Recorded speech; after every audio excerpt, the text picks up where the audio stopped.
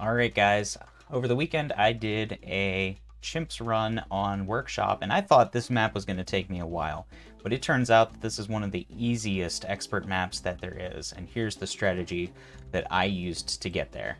Um, we put this dart monkey here. He has to be a little bit left of the table. You can't scrunch him up too close, and a druid here kind of in between the little thing in the middle that reaches the button and the mob chute.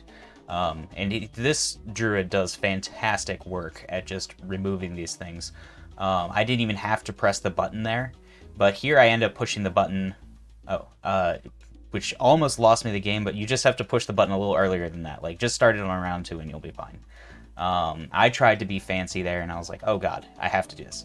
So the first monkey that we placed, the dart monkey, is actually on last, which creates kind of like a hole in the balloons, so that the timing of the druid throwing his spikes has some gaps in it, so that he doesn't miss any. That second one is on first, and the third one's also on first. I don't think we put anything else on anything particular until we put a sniper on strong, maybe. Everything else is pretty much on first here. Almost no micro in the strategy at all. Almost no abilities to use except for a couple on the very last few rounds. So this sniper here coming down on round 10, I'm not sure he's necessary, but he helps out a whole lot for like if a stray balloon is just going to get away and he'll suddenly just knock it out. I didn't have too many times where it felt like the sniper saved me, but I think that in some of the practice rounds he did. So it's even no matter how much you feel like you've put the monkeys in the same spot, they're always a little bit different and they hit the balloons slightly differently. So after this, we're gonna start leveling up the druid here. Well, no, we got Geraldo here first. Geraldo first, then we're gonna level up the druid. Because Geraldo puts down a good little shooty turret, which shooty turrets have an insane amount of pierce and help a lot with those fast rush rounds where a ton of balloons come at you really fast. Not very good against like ceramic rounds or anything like that, but that's what our druid's going to be for eventually. So the big thing that really made this strategy work, well, that makes Workshop such an easy map, now that we have Geraldo. Put some nails back there just in case. I think a few strays actually do get through, so the nails are nice to have. But yeah, the thing that makes this strategy so easy now is the Geraldo glue. Geraldo glue makes the early game so much easier than it used to be before we had our Geraldo. And I'm sure that Geraldo nerfs are coming down, but I'm not sure they're going to be taking out the glue. Hey, cat. Cat just ran by my camera. Hope you guys enjoyed that. So yeah, Geraldo glue has made this whole thing like way easier than it used to be, and I bet there's a way to do this without using like every ounce of cash, but this strategy just felt pretty easy. I put the glue kind of up here towards the bulk of our stuff because a lot of stuff gets shot before it gets there, and it kind of saves the glue a little bit to make it so that not everything gets glued immediately when it comes in, especially now that we have these vines coming in and just one-shotting a bunch of stuff and lowering the speed of stuff after that. The vine is very, very strong, and this is only one track. One of the things that makes most of the expert levels so hard is you have multiple tracks, and since this is one, we can really just defend 1 point of failure. And as long as we have high popping power with our druid, our sniper hitting kind of the high priority targets. That one was really scary, but usually it's not that scary. I've done a bunch of 28s and 30s, and round 28 and 30 is usually not that bad. Usually it goes like this, where the balloons just kind of get destroyed. I don't know what that other thing did, but luckily we had our sniper, and he cleaned up things for us that kind of went off the rails a little bit. Plus we had nails, which now we're down to like 1 nail, so whoops. So yeah, you can get a whole village with discount, and you can get a spike factory from the time it took from the time we bought that camo sniper way back on round 23. So from 23 to 32, we didn't even need a tower. Now we're on 33, and we've got this this spike factory that we're going to start building up. And the spike factory is the only thing we need to beat the mob. Although we are going to use the lever, and we're going to go ahead and make the track a bit longer, because I'm not sure that the spikes are enough to kill it if it just goes straight into it. I didn't try too many times. I did it once and it didn't work, but it was super close. So maybe if you like upgraded the sniper a little bit, it would work, but I didn't bother. 36, the stuff just moves so fast. I didn't want the first wave to just wipe out my attacks in the back before they could build up. I wasn't sure you needed this glue, but it certainly makes it a lot safer. So after this, we're going to alchemize. Yeah, we're going to have enough money to alchemize the pineapples. Alchemized pineapples, very strong. We're going to put it back here in the right corner, though, because eventually we're going to get a Permaspike, and I'd rather the alchemist buffs hit the Permaspike more. So I'm just going to go ahead and make sure that it's way over here instead of, like, kind of between them. Plus, we're going to get some other stuff, and I don't want those things getting alchemized by accident. 39, pretty trivial. I think there's no real scary rounds until like the 40s, considering we're going to use this extension. Yeah, it's not even a problem. It gets wiped out. And with the extension, this round is also pretty funny looking. Kind of destroy it. I think somewhere around like 42. There's a scary looking round where you want some glue, but it doesn't really need it. It's just a security glue. A lot of security glues come in here. That definitely help.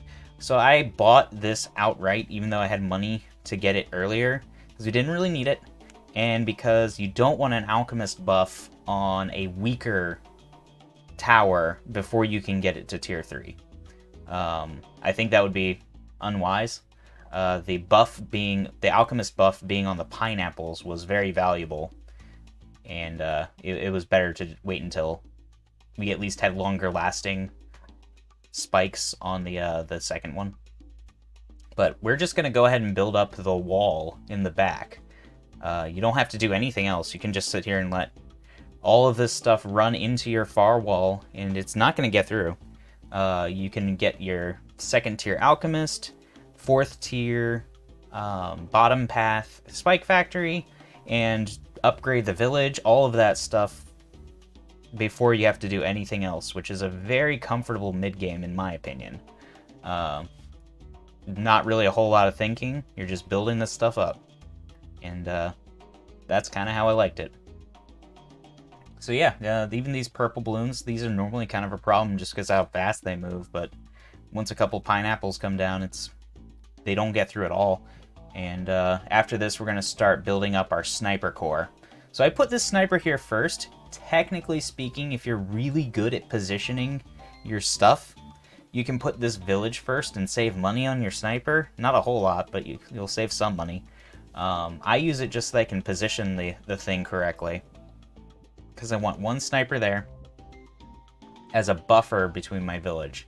And we're going to go ahead and get discounts on that. I love discounting monkeys. I have a problem. It's a Josh problem. I like saving money. Sue me. We're going to get a second one, too. Right here. And I don't think this one ever even turns into anything other than a discount village. I had thought about making this like a monkey bureau of investigations, but it turned out I didn't really need that, so I didn't end up getting it. So I just used this for now to upgrade this sniper to at least the black hat.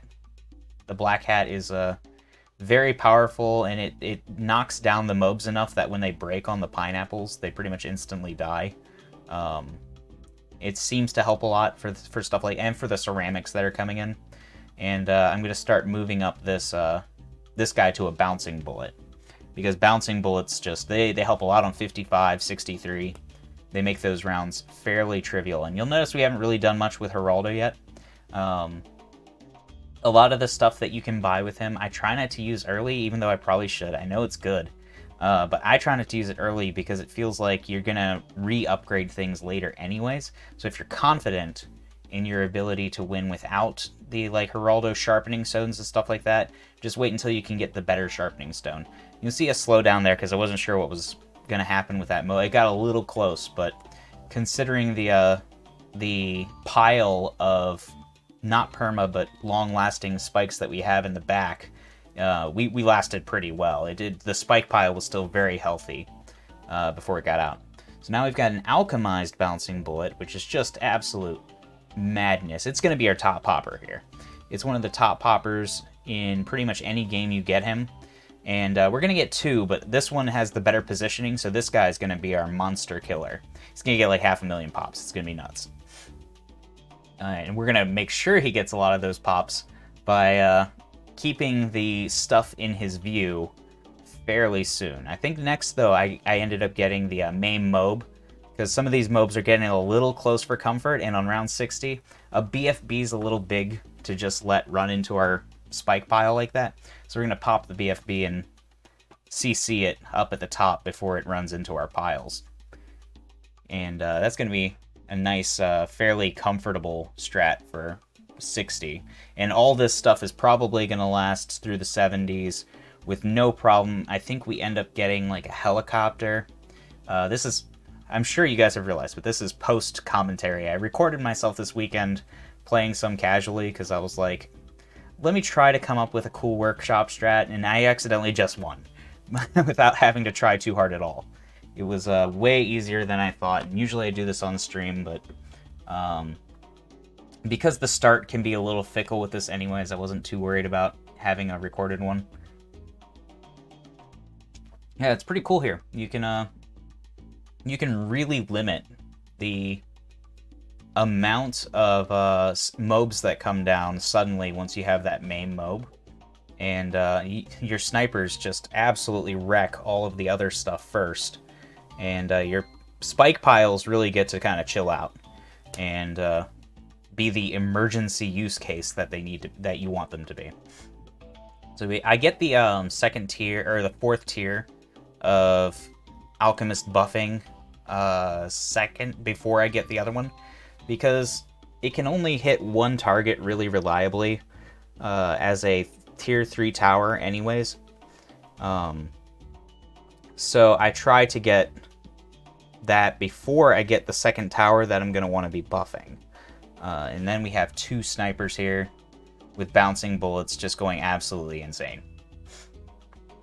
And even round 63, it broke the pineapple wall, but after it broke the pineapple wall, it barely used any of those yellow spikes. The pile looks pretty healthy, as you'll see. I think maybe a couple of them got used. Our yellow spike pile probably has almost no pops on it. Almost none. I'm sure it has some, but it's a very low number. So after this, I believe we jungle drum the snipers, obviously, make them even stronger. The Geraldo stuff, I think, doesn't come until like the 70s. And then the snipers will become absolute insane monsters once they have the super sharpening stone. But for now, I think that the next thing we go for is either the next level of pineapples, or we get the helicopter. Because one of the things we do to make these snipers even more efficient is we're going to buy a helicopter to bounce the ceramics back to them once they get to the spike pile. But it looks like for now I'm just saving up money for something. I might get the higher level of pineapples first, because those pineapples do a lot of damage to mass grouped balloons once they get that explosion property. And you don't need much else for a very long time once you get that. We're going to be going for Permaspike eventually, but these rounds are not hard. I think you could get through the 80s with just this setup. If you were being really micromanagey, which I didn't want to do. I didn't want to be super micromanagey, so I wanted to spend my money pretty much strategically whenever I could. So we're gonna... Yep, there we go for the spiked mines next. That's what I thought. A little hard to remember the exact order I went in sometimes. I didn't exactly have this planned out as a super strategy. It just worked really well when I did it a couple times. I think it took about 2 tries once I decided to use the alchemist we're going to use later. That was the second linchpin of making this work, was getting the damage from the alchemist, middle path alchemist, in the very late rounds. But right now, I think we just go for a permaspike, because we have a lot of rounds here that are not going to breach these pineapples, at least not in any meaningful way. The amount of damage that these snipers and the tier 4 pineapples are doing is absurd. We just got our sharpening stones on everything, including the permaspike will have sharpening stone. The sharpening stone working on a permaspike is nuts, by the way. That is so powerful. The sharpening stone getting nerfed, that's something I could see them doing. Although in my hopes, they don't really nerf the sharpening stone effectiveness, maybe the cost, maybe make it more expensive. I think right now it's a little bit cheap for being a permanent increase like that. And yeah, we didn't even use it on round 76. 76 is a tough round to use spike factories on, because the stuff moves so fast that oftentimes your spikes don't really pile up. So that can be a hard round for people using spike factories that aren't the long-lasting spikes like the yellow ones. And we had both, but they never even saw the yellow ones. They got stuck at the pineapples. But that's mostly because the snipers were just tearing through them. The bouncing bullet here, because it goes straight left,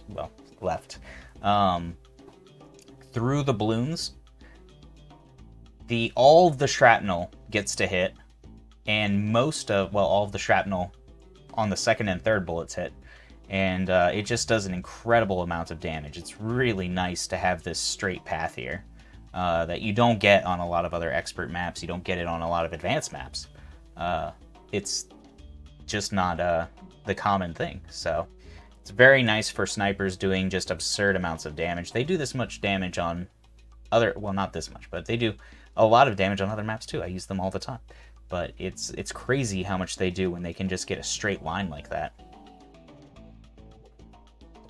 You're going to see sometimes, like, there'll be something really big that makes it so that they can't push back until suddenly it hits the pineapples, and then all of a sudden it'll just zoom straight back, because they'll just tear through everything that's slightly weaker than what was defending them. It's actually pretty cool. Let's see, I think we're still saving for Permaspike here. Let's take a look at our money situation. Yeah, I probably shouldn't have covered that up. But yeah, we got 26k, getting real close to that Permaspike when we've just got a ZOMG to pop here. The ZOMG took out a little bit of our spike pile, but it was probably only half. I thought, I was actually really scared of that round, because I thought that the sniper would hold it back more, and it didn't. But it turned out that the spike pile had enough time to get large, or the pineapple pile had enough time to get large enough to really cut it down. And now we have Permaspike, and Permaspike is just nuts. It could probably solo to like some low 90 levels. Right here with what we got, no other towers. We're going to get more towers anyways, because we want to preserve that spike pile as much as we can for the harder rounds. In order to do that, we're going to start just monstrously increasing our CC. We're going to crowd control like crazy here. Because the one thing that you can say about this is that the map here has a very short path to the ending. And we want to make that as long as possible in real terms by using some glue, this helicopter, the sniper, and some boomerangs. We're going to boomerang this up. So the reason that my helicopter is positioned there is because when like a mob hits that pineapple pile, hey cat again, when the mob hits that pineapple pile, all the balloons are going to shatter right under it, and it's going to push them all back towards the snipers. The snipers will get a second chance to shoot them up, which is really nice. And this is probably one of the more like mob heavy rounds. Like it's just a spam of mobs, which looks scary, but I mean our spike pile did not move that much from that. It just was not nearly as scary as it looked. So now we're gonna get that glue, and we only go for 0, 2, 3 glue, never up to 4, which you know, you probably could, but it's not necessary at all. That level we did rely on the Permaspike pretty heavily. Our CC is not terribly good yet, but once it does get good, ZOMGs are not going to be able to approach that quickly in rapid succession. We've already got one boomerang, and most of these mobs are going to pop before they ever get a chance to hit our pineapples. It's mostly going to be ceramics, and the helicopter is going to hold at least a few ceramics in place at a time, if only a couple come out. So we've already, this one's 4 ZOMGs. Last one was 2, and it used heavy use of our spike pile. This time, we've already popped them before they ever got to the pineapples, and they didn't even make it through the pineapples. Not even through the pineapples. Even there's twice as many ZOMGs, and it's the only difference in the level. Although some of that you could say is because the bouncing bullets hit more targets if there's 3+. So there is more damage from the sniper in that round, but still, it's pretty cool. So I like to mix up my boomerangs. I get some strong crosspath and some faster attacking crosspath. I think that having the stagger in CC effect somehow works better, but that's me being a crazy person, and it may not have any basis in reality. So that's one thing. We're gonna keep getting boomerangs, like 4 or 5 boomerangs, I think is what I go for. We just leave them on first. Just whatever's getting close to our spike pile, we're gonna get rid of it, or we're gonna push it back as much as we can. And round 90 is literally nothing. I don't know if anyone else has realized this, but DDTs kind of suck against permaspikes and even lesser spike factories. So yeah, we're not even gonna break pineapples with all these. Tons of pineapples left. Tons of pineapples. It's not even close. It looked, you know, scary. Like a lot of stuff was getting through, but almost nothing really did.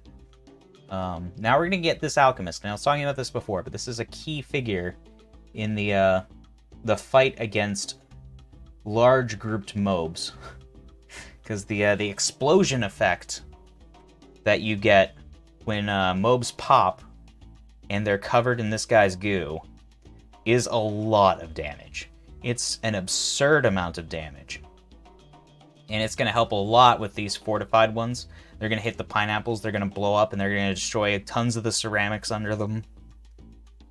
It's just a very nice way to do that. And I think a couple might have gotten through the pineapples there, but if you look, there was still there was like 3 pineapples at the end.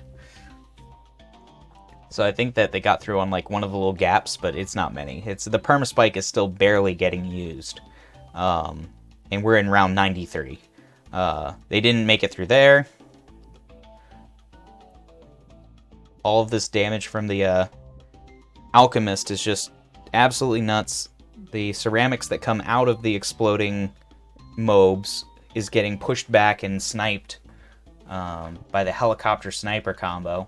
Super fun. And I think I took a little pause there just to switch my music. But yeah, this is 94 is almost never a tough round. I don't think I've ever been like, oh, it's 94, I better watch out.